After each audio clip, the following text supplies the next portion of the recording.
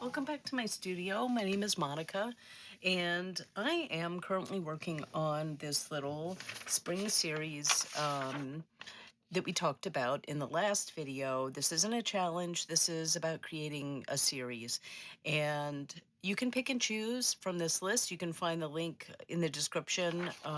This links to my website, and it's printable, or you can just take a screenshot of it, and this just will give you some prompts for the spring, and you can take your time.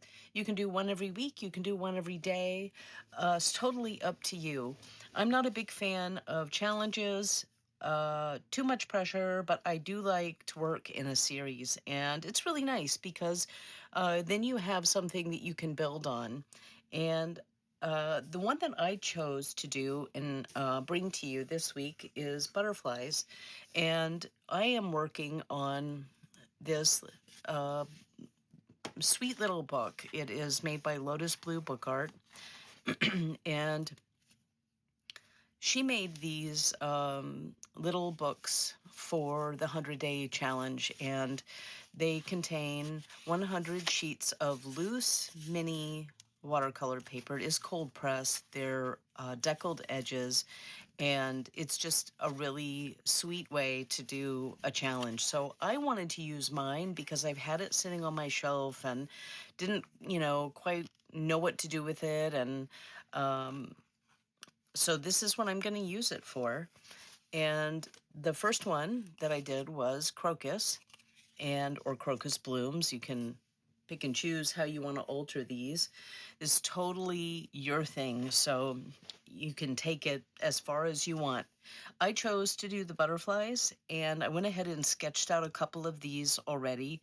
And I'm going to sketch out the last one here just so that you can see what I'm doing. And if you want to do the butterflies too, you can kind of follow along or use some of the tips that I'm going to give you. And the first thing would be, if you're going to do a butterfly, make a plumb line.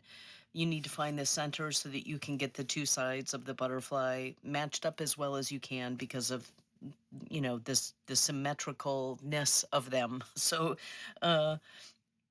this last one that I'm going to do, and these butterflies, I have to say, are from photographs that I took when I went to go visit my friend in Alabama.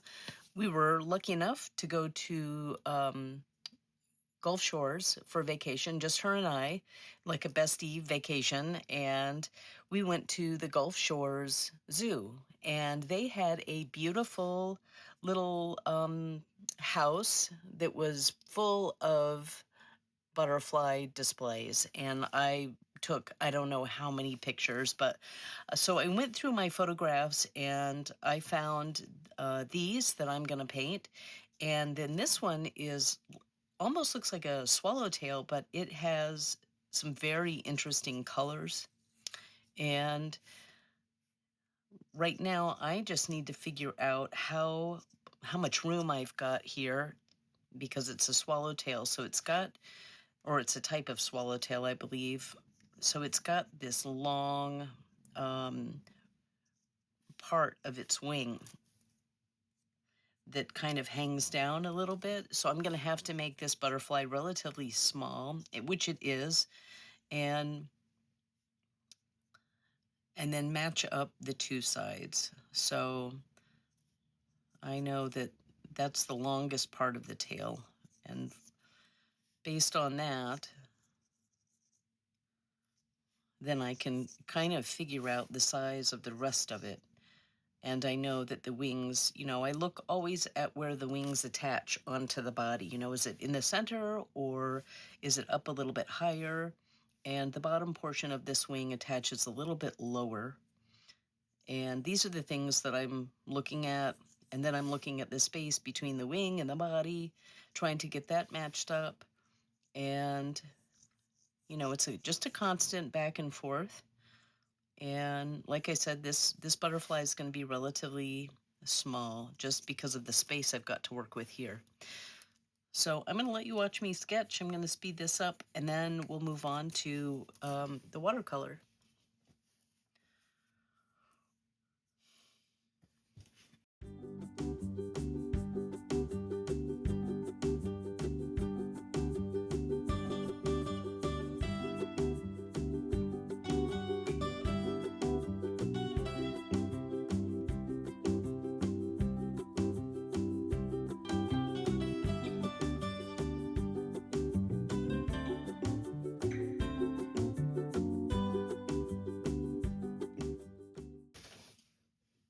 Okay, so I have these sketched out, and they're not perfect, and they're not going to be because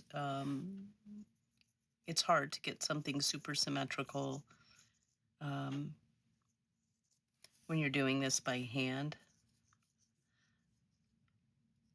It's a little bit easier if you're working digitally. You can do that on the iPad, or if you're tracing, which is, by the way, fine. A lot of people say that tracing is cheating, and I think it's a great way to learn and build up your confidence as far as drawing goes. So tracing is not cheating. Um,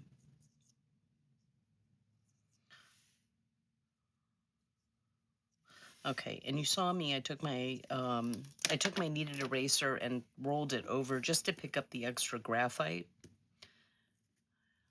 Because once you put watercolor over that graphite, it's not moving. It's gonna stay there. So if you're okay with sketch lines, seeing sketch lines, then you can leave as much graphite as you want. So I think the first thing that, the way I'm gonna approach these butterflies, since we work light to dark in watercolor, is I'll put in all of the light colors that I see, and then we'll carve around it with a darker color. And I'm gonna make sure that I have a super small brush, and I have a 0 and a 2 that I'll probably be working with. And just remember to work on your shapes from big to small. We don't want to get like all caught up in details at the get-go. So I'm gonna spray my paints, and I've got this cute little etcher palette here. And I like working out of this palette because I'm gonna get rid of some of this paint in here too. It doesn't take up much room on my desk, and I have all the colors that I need. Now, these palettes on Etcher Labs, they do not come filled. You have to fill them, which takes a little bit of time, but once you get it filled, I mean, it's a really, really great little palette, and they are porcelain, so this is what they come in. They come in a little tin, if I can get the lid off, and you get a palette card, and then you get these 3 felt pads so that you can put those in between so nothing is gonna chip or break. And I have taken this with me on multiple trips, and it works great.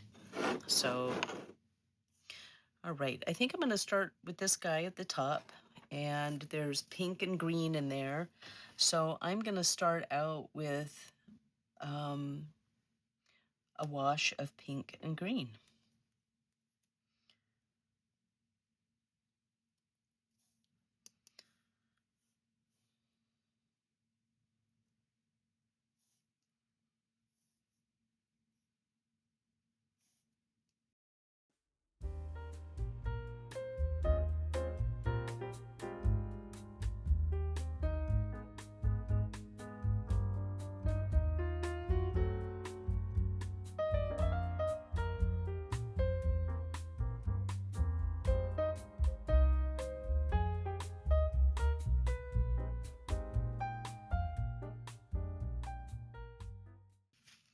It looks pretty messy right now, but once we go in and start adding in the black, it'll make more sense.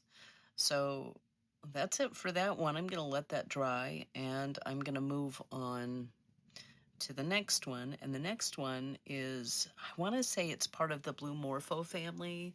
It is blue and white. And the blue, the light blue that's in this butterfly is very iridescent. So, and then it has some white spots and some white banding, like a stripe that runs all the way through both wings. So I am just gonna lay in a wash of light blue and let that dry. And then when I come back for the second pass, I'll add a little bit of, maybe a little bit of purple to the edge of the wings and into the veins, trying to keep out of the stripe area. And I could mask that off, but it's such a small area. I don't know if I want to. And last time I used masking fluid on this paper, it tore the paper. So I think I'm just gonna take my chances here and try to paint around these stripes. So we'll see how that goes.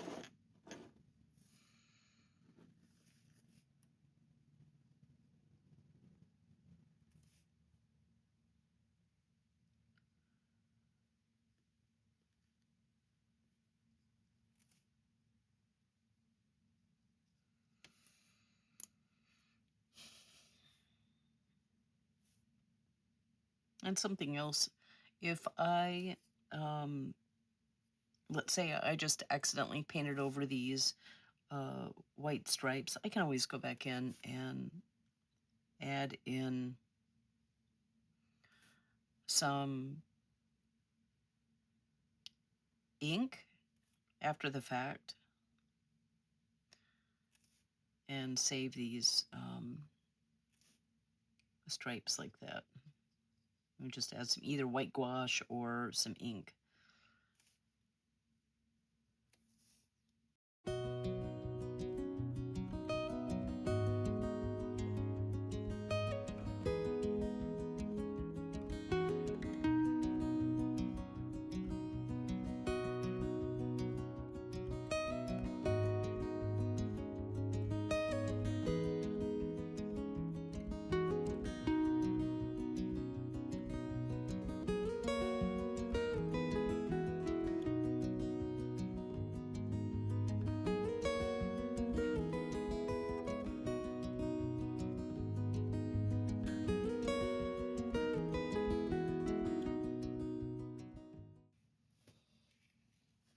Okay, so I have basically created a map for myself and did my best to try to get these stripes as even as possible.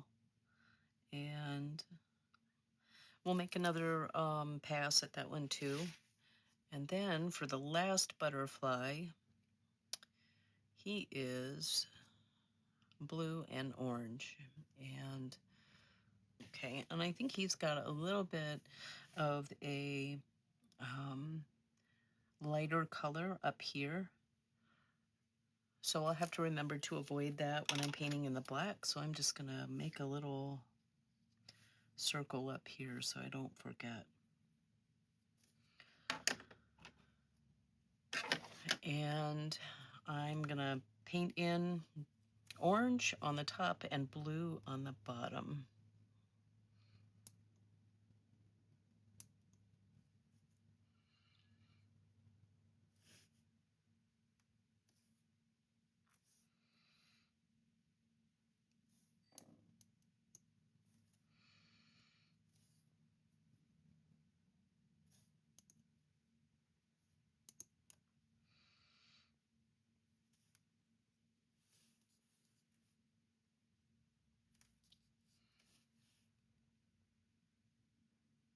In this first pass, when you're painting the wings, I just like to get in the, you know, the general color of the wing. And if there's a lot of black, which most butterflies do have a lot of black or a dark brown, I know that I can cover this up. I don't have to be super careful with this color layer because we're going to go right over it with the black.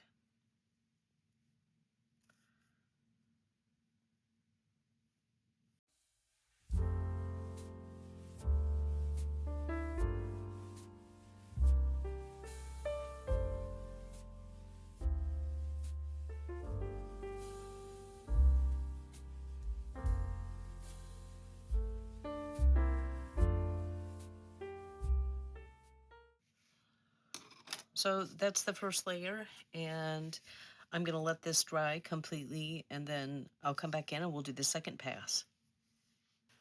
So for this next layer, I want to make sure that I have it clearly marked where I'm saving the color. So this butterfly has a couple of green areas that are right here. And I can make these marks fairly dark. Since we're going in with black, you won't even see them. And then I'm just going to make sure that I do the same thing on the other side. And then there are a couple of spots here, here, and here. And we'll do our best to get, to get these as accurate as we can. But since I'm working in such a small space, it's not going to be exactly like the photo. And then we have, I want to make sure that I've got where the wings come into the center, because the veining of the wings all radiates out from that point. So there is a very strong vein like right here, and that's where all of the pink, I want to erase this line here real quick. So there's a big area of pink right here, and it's divided up by the veining. So I'm gonna outline the general shape of it, something like that. And I want to do the same thing on this side.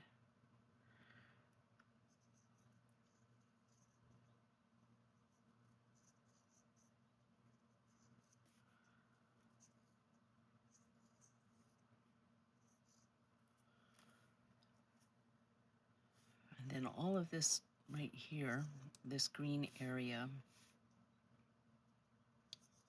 it's kind of like comes down like a triangle.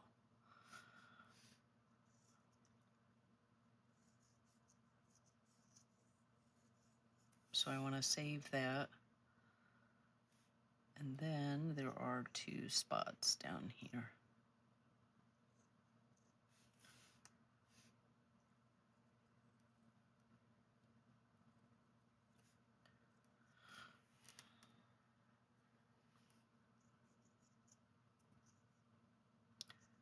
I'm going to redefine this wing a little bit right here, so I know where I'm going.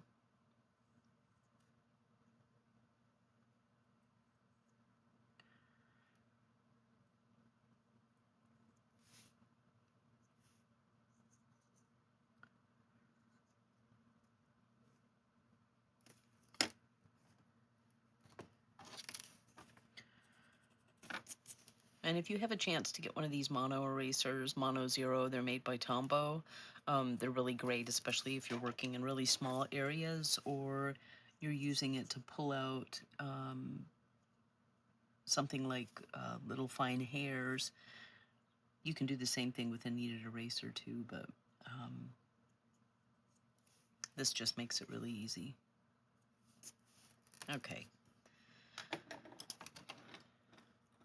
So around the green area where it starts to get black, it's more of a brown color, and then it moves into a black. So there's a lot of brown that I'm seeing in this photograph. Whether I can, capture this in a small space, I don't know, but we're gonna try. That is not the color I'm looking for. So I'm gonna go ahead and mix up a dark color. And let's see what I can get out of this.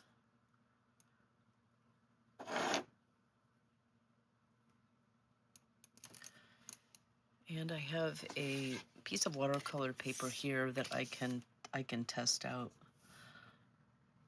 my colors on, and that's like that's actually not bad.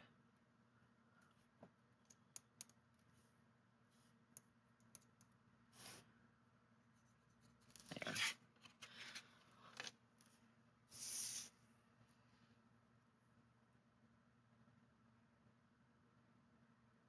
Now this butterfly also has some some small spots along the edge of the wing. And I know right now that I'm going to go back in with ink after the fact and put those in. So I am going to start painting this, and I will probably speed the video up just a little bit.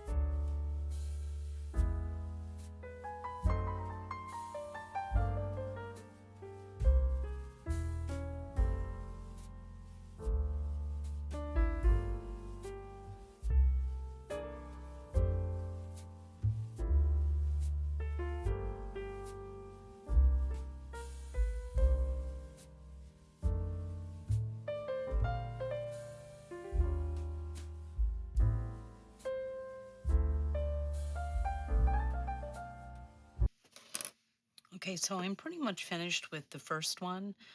I do know that when I'm done with all of them, I'm going to go back in here and bump up the color a little bit in the pink and green areas. But for now, I can let that dry and just move on to the second one. And I'm going to approach the second one just like I did the first one, except instead of using black, I'm going to be using blue because this butterfly has really no black on it. It has some really dark purple, I would say, leaning towards black. I mean, it's a pretty dark value right on the tips of the wings, but it still reads as blue. So I'm going to go back in and add some purple and a little bit more blue for the veining and try to steer clear of these. Like I said, try to steer clear of these white bands.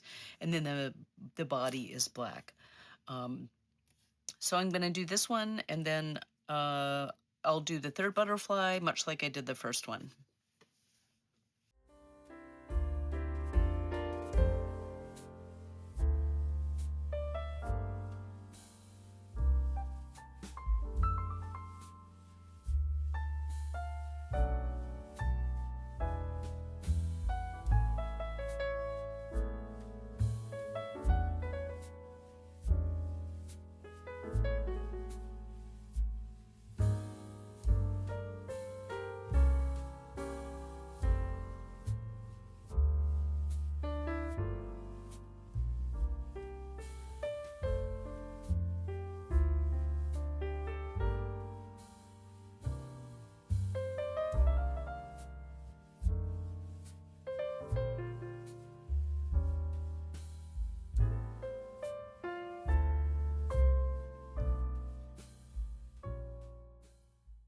Okay, so I have finished the second layer of these butterflies, and the last thing that I'm going to do is go in and punch up some of these colors in the butterflies and erase all of my pencil marks. And I'm not sure yet, but I've got some metallic watercolor. These are this is just like a tin that I found at a thrift store, and I put magnets on these half pans that I got. Most of these colors that I have are from Etsy, and I wish I could remember the name of the shop that I got them from, but I can't. If I remember, I'll put it down in the description. But I'm contemplating putting a little bit of metallic, especially in this blue butterfly, and I don't know, we'll see. So You can just go ahead and watch and see how I'm gonna finish these off. And I'll start by making sure everything is dry and then go back in on top with some more details. Okay, so while I was hitting that with the dryer, I contemplated using maybe some colored pencils to go in and punch up some of this color, but I've been working with some watercolor pencils lately, and I think I want to give these watercolor pencils a try because the colors are a lot more saturated, especially when you add water to them. So I think I'm going to try these watercolor pencils and see how this works. And so far, so good.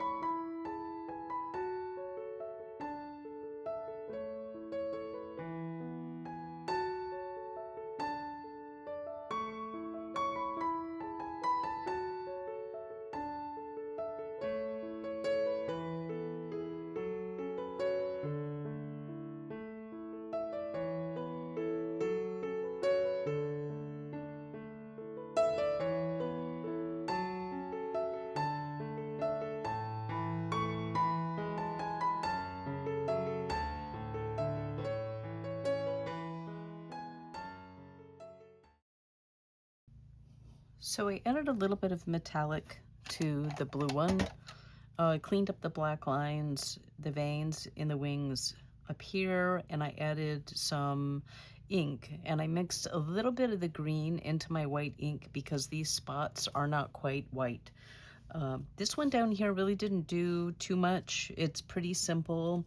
I did go back over and glaze over these little light spots here. They're not white. They're very muted, almost a dark brown. So I wanted there to be an indication, but I didn't want it to be this glaring white spot.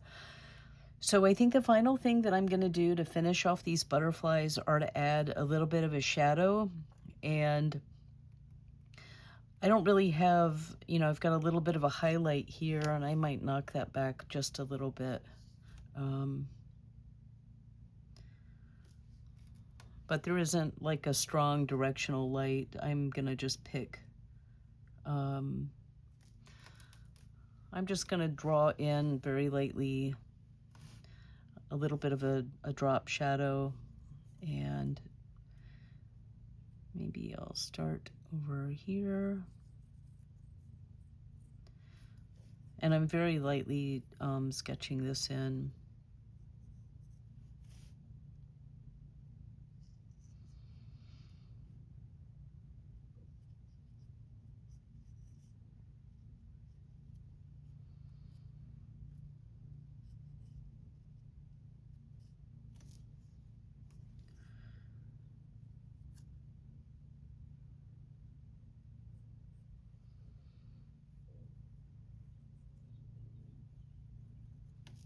And I'll sketch all of them in so that I make sure that they're the same.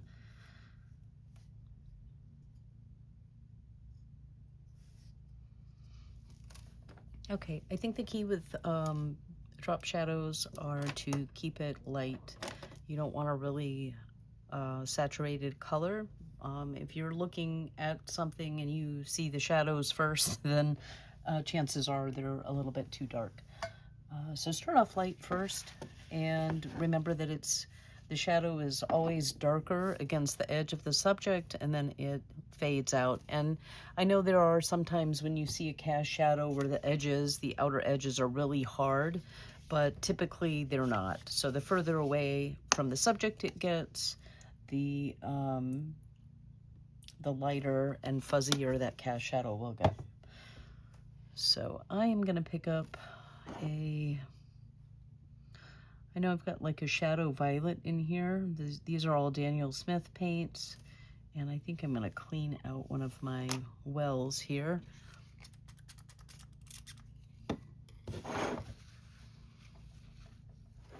And I'm going to start off with just a really, really light wash.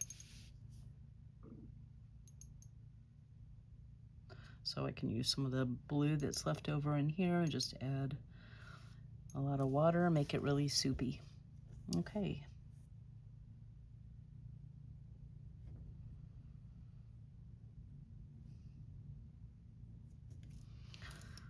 And I said I wanted to get rid of some of these lines.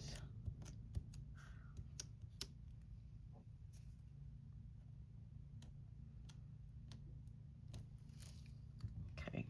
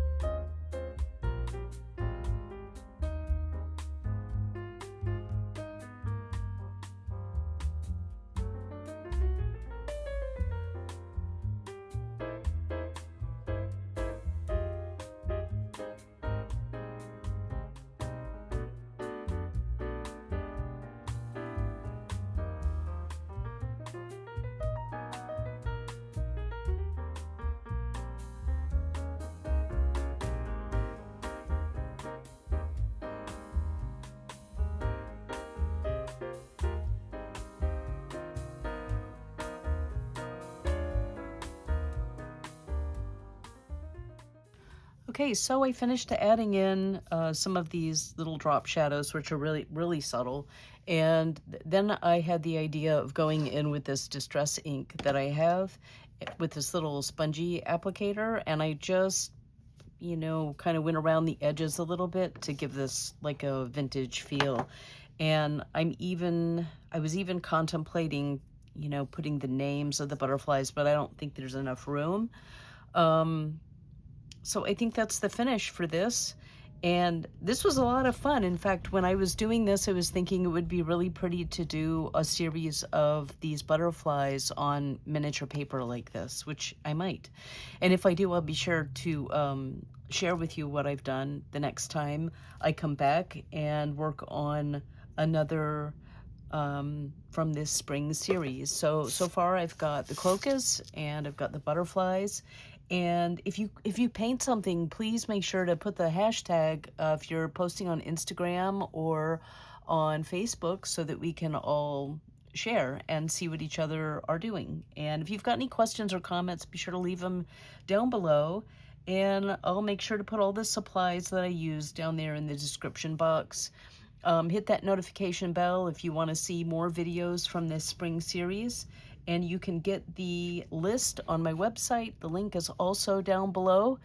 And have fun with this. This is your series. I can't wait to see what you do. Have fun, and I will see you next week. Bye-bye.